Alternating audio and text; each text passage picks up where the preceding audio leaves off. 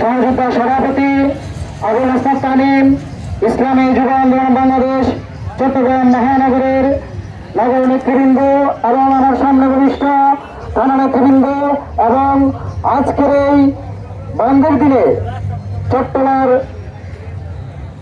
বিনোদন কেন্দ্র এই সি বিচে ঘুরতে আসা আপনার জনতা সবাইকে ইসলামী যুব আন্দোলন বাংলাদেশের পক্ষ থেকে আন্তরিক শুভেচ্ছা অভিনন্দন। ইসলামী যুব আন্দোলন প্রতিষ্ঠার লক্ষ্য কি? ইসলামী যুব আন্দোলন প্রতিষ্ঠা লাভ করে 2016 সালের 28 জুলাই। তার আগে আমরা দেখেছি বিভিন্ন রাজনৈতিক সংগঠনের অঙ্গ সংগঠন হিসেবে বিভিন্ন ধরনের যুব সংগঠন এই বাংলাদেশের বুকে প্রতিষ্ঠিত হয়। আমরা দেখেছি এই সমস্ত সংগঠন তার মূল দলকে ক্ষমতায় পৌঁছানোর জন্য লাঠিয়াল বাহিনী হিসেবে সিঁড়ি হিসেবে ব্যবহৃত হয়েছে।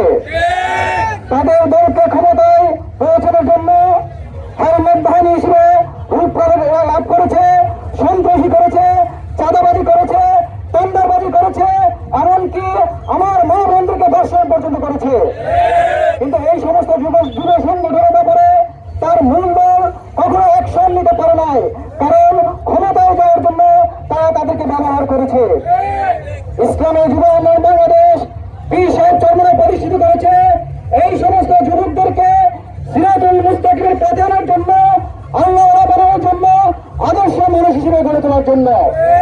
আলহামদুলিল্লাহ, প্রতিষ্ঠার পর থেকে ইসলামী যুব আন্দোলন বাংলাদেশের টেকনাফ থেকে তেঁতুলিয়া, রূপসা থেকে পাতুরিয়া প্রত্যেকটি প্রত্যন্ত অঞ্চলে যুব সমাজকে তারা সিরাতুল মুস্তাকিমের পথে আনার জন্য আপ্রাণ চেষ্টা চালিয়ে যাচ্ছে। আলহামদুলিল্লাহ, লাখো তরুণ আজকে যুব আন্দোলনের ছায়া তলে আসার কারণে তাদের চরিত্রের পরিবর্তন হয়েছে, তাদের ভাগ্যের পরিবর্তন হয়েছে।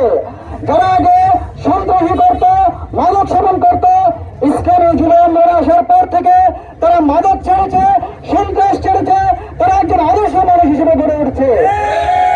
সাথী বন্ধুগণ, শুধু তাই নয়, ইসলামী যুব আন্দোলন বাংলাদেশ চায় এই বাংলাদেশে একটি কল্যাণ রাষ্ট্র গড়ে তোলার জন্য, এই বাংলাদেশকে একটি দুর্নীতিমুক্ত রাষ্ট্র হিসেবে গড়ে তোলার জন্য, এই বাংলাদেশকে একটি চাঁদাবাজ মুক্ত বাংলাদেশ গড়ে তোলার জন্য। ইসলামী যুব আন্দোলনের পক্ষ থেকে আমরা আবারও জনসাধারণকে, ছাত্র জনতাকে, যুব সমাজকে আহ্বান জানাবো, আসুন ইসলামী যুব আন্দোলনের পতাকা আসুন, আপনাদের নিজেদের চরিত্র গঠন করুন, এই বাংলাদেশকে আপনার একটি আদর্শ রাষ্ট্রে পরিণত করুন। প্রিয় সাথী বন্ধুগণ, আজকে আমরা দেখতে পাচ্ছি বাংলাদেশকে তারা কল্যাণ রাষ্ট্র গড়ে তুলতে চায়। ইসলামী আন্দোলন বাংলাদেশ সহ বিভিন্ন রাজনৈতিক দল যেখানে এই বাংলাদেশে একটি সুষ্ঠু নির্বাচনের মাধ্যমে, সুষ্ঠু সংস্কৃতি চর্চার মাধ্যমে বাংলাদেশকে নতুন করে গড়ে তুলতে চায়, জুলাই অভ্যুত্থানের চেতনাকে ধারণ করে নতুন বাংলাদেশ গড়ে তুলতে চায়। এই সমস্ত দলের বিরুদ্ধে নতুন করে ফেসিবাদের মাধ্যমে আজকে আমাদেরকে বাধাগ্রস্ত হতে হচ্ছে। আমরা আজকের এই মোটরসাইকেল র্যালি পরবর্তী সমাবেশ থেকে স্পষ্ট ভাষায় জানিয়ে দিতে চাই, স্বাধীনতা পরবর্তী 53 বছর পর্যন্ত বিভিন্ন দল এই বাংলাদেশকে শাসন করেছে, বিভিন্ন নেতার পরিবর্তন হয়েছে, বিভিন্ন দলের পরিবর্তন হয়েছে, কিন্তু আমরা দেখতে পেয়েছি এই বাংলাদেশের ভাগ্যহত মানুষের কোন ভাগ্যের পরিবর্তন হয় নাই। আমার কুলি মজুর কৃষক শ্রমিক ভাইদের ভাগ্যের কোনো পরিবর্তন হয় নাই। যারা ক্ষমতায় গিয়েছে তারা রাতারাতি আঙ্গুল ফুলে কলা গাছ হয়েছে।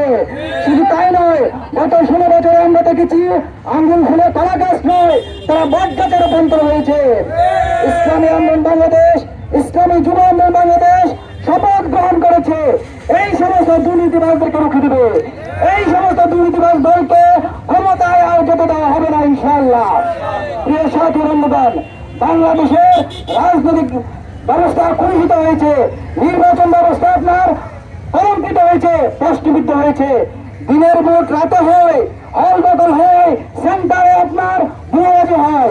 এই সমস্ত পরিবেশ থেকে বাংলাদেশকে মুক্ত করার লক্ষ্যে পীর সাহেব চরমনায় ঘোষণা করেছে পিআর পদ্ধতি ছাড়া বাংলাদেশে আগামীতে কোনো রাজনীতি নির্বাচন হতে দেওয়া হবে না। এই পিআর পদ্ধতিতে হলে প্রত্যেকটা ভোটার তার ভোটের অধিকার ফিরে পাবে। রাতের ভোট দিনে, দিনের ভোট রাতে।